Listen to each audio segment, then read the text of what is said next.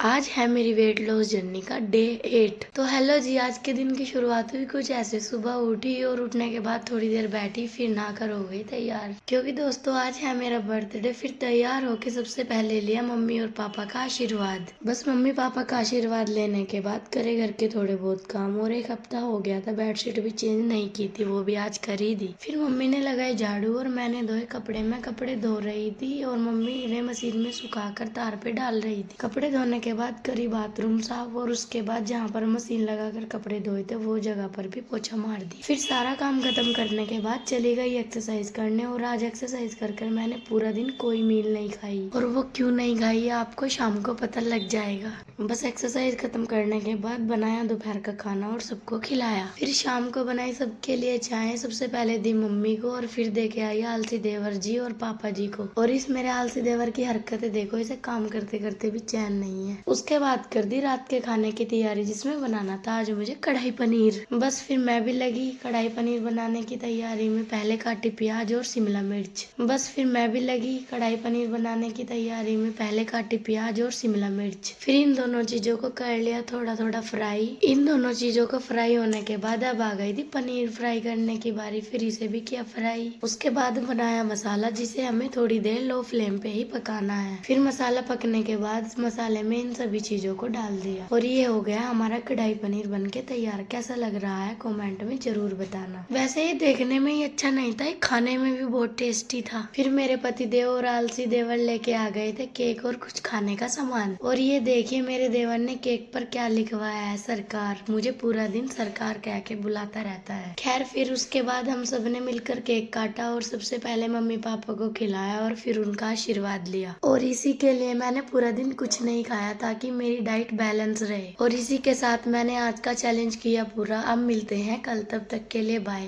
Thank you.